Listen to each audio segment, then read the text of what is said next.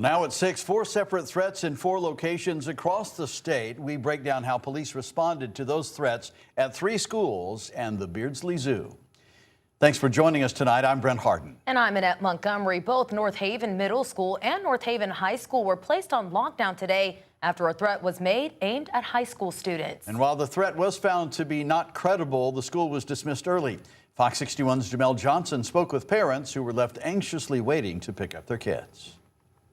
It was in this parking lot right here behind me where parents were told by police to wait until the lockdown was lifted. But it didn't take long for the school to dismiss those students, and parents could regain that peace of mind. Police cars blocked every entrance to North Haven School's campus. Parents could be seen checking their phones, trying to get in touch with their children to see if they're okay. That was the case for Jacqueline Petway, whose son goes to North Haven Middle School. The high school and middle school, there was heavy police presence. And that's when I dropped everything to come down here. Everybody was waiting to see what was going on and trying to reach their children. And a lot of them were panicking because they couldn't reach their children. Some parents did reach their kids, and the kids were a little scared but said they were fine. Jacqueline hadn't gotten contact with her son yet, but says the school was in constant communication with the parents about the nature of the threat. We got another recording from the North Haven public school system, and it was telling us about the call that came in. It came in and told a staff member they was going to do some harm to some individuals in the high school. As a parent, that's the most scariest thing you want to hear. The threat was deemed to not be credible, and the school was able to move the lockdown to a shelter in place and later dismiss the students for the day. Joseph Beckton is another parent of a student at the middle school. Thank goodness I finally was able to make contact with my son, and he is safely on the bus on the way home.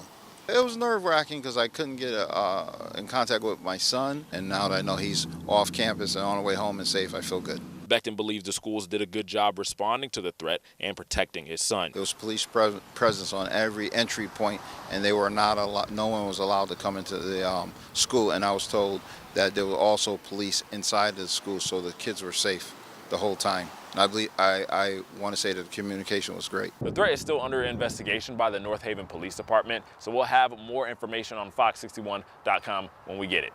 For now, in North Haven, Jamel Johnson, Fox 61.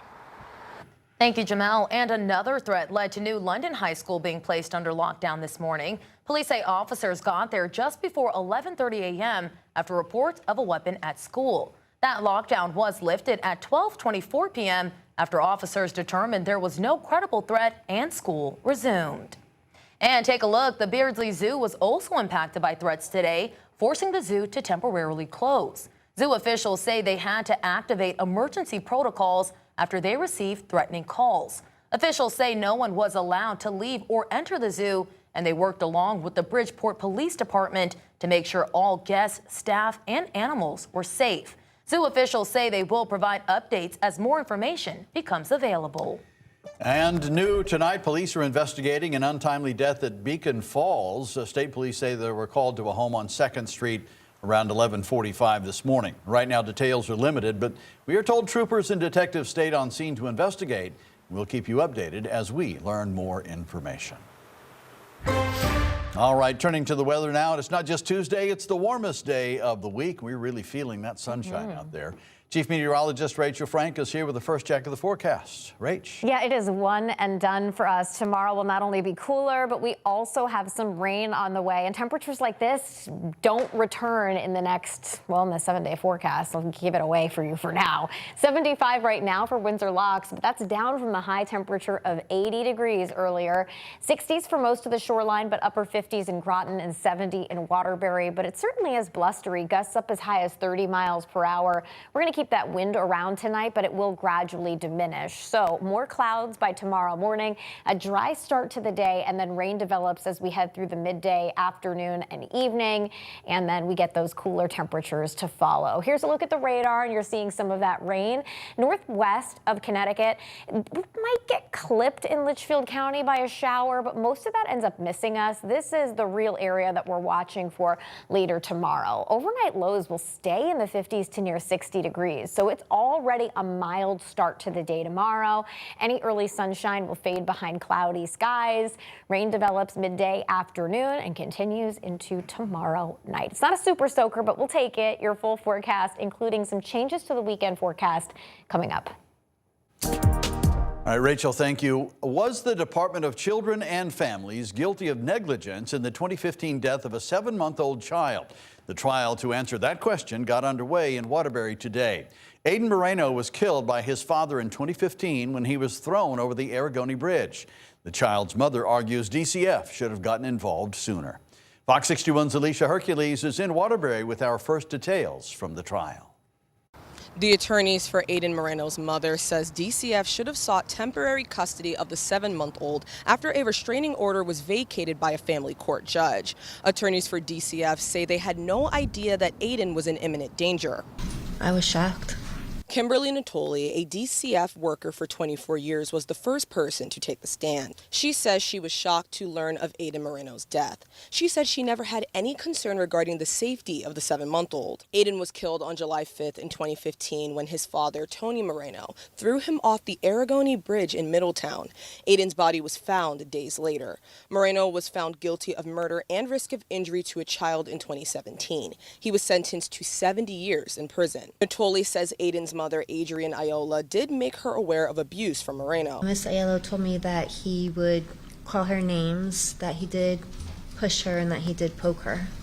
There was a restraining order in place against Moreno from Ayola. However, her attorney says Moreno violated that order. The restraining order was vacated on June 29, 2015. Ayola's attorney argued at that point DCF should have placed Aiden under a 96-hour hold and gotten an order of temporary custody. He said Moreno had a significant criminal history and a history of making threats towards Ayola and their son. Moreno and Ayola were both available to do an assessment with DCF on July 2nd, but the meeting never happened because the DCF worker was on vacation. 3 days later, Aiden was killed. DCF says they plan to do an assessment with both Ayola and Moreno on July 8th, but they never did one prior to Moreno getting custody. DCF did not then conduct any separate assessment of Aiden being in the custody of Mr. Moreno. No. An expert in the field of child protective services also took the stand. She said DCF's failure to meet with Moreno prior to him getting custody of Aiden did not meet the minimum standard of care. In Waterbury, Alicia Hercules, Fox 61.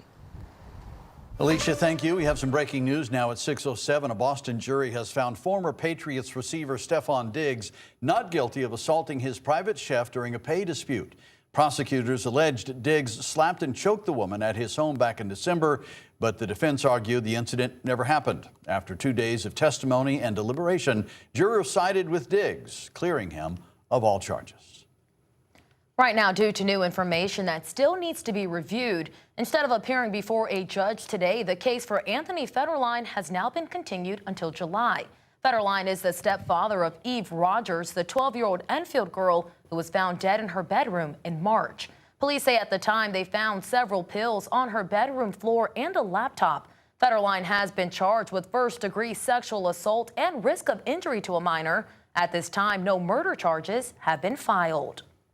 And new at 6, a New Haven judge has sentenced a Guilford man to prison for sexually abusing a child over several years. 61-year-old Kirby Hawks will serve 10 years behind bars, followed by 20 years of probation. Prosecutors say that abuse began when the victim was just 9 years old and continued for years. After his release, Hawks must also join the sex offender registry. A Branford man wanted on narcotics charges was arrested after leading police on a chase. According to East Haven police, Damian Towson drove away from police last month in connection with a narcotics distribution investigation. An arrest warrant was then issued for him, and on Saturday, police say they deployed stop sticks after he was seen driving near Laurel Street. They say Towson drove a short way on 4 flat tires before he was eventually taken into custody. They say methamphetamines and smoking pipes were found in his car. Towson faces numerous charges and is being held on a $500,000 bond. A high-stakes legal battle over access to abortion pills has now led Connecticut leaders to take action. Governor Ned Lamont and Attorney General William Tong were joined by advocates and lawmakers in Hartford to address the latest developments surrounding mifepristone. Now, that's a commonly used abortion medication. On Monday, Tong filed a brief on behalf of Connecticut, urging the U.S. Supreme Court to block a lower court ruling that restricts access to the drug nationwide. Louisiana says that we object to telehealth appointments to evaluate whether somebody should get a medication abortion, and we object to pharmacies shipping into Louisiana mifepristone, okay? That's about Louisiana, which is pretty far away. It has nothing to do with us. And so why do you need an injunction in the Fifth Circuit banning access to mifepristone in Connecticut or Washington State or Oregon or New York? You don't. It's none of your damn business what we do here in Connecticut. And for now, access remains unchanged after Supreme Court Justice Samuel Alito issued a temporary stay, keeping the medication available in Connecticut while that legal battle plays out.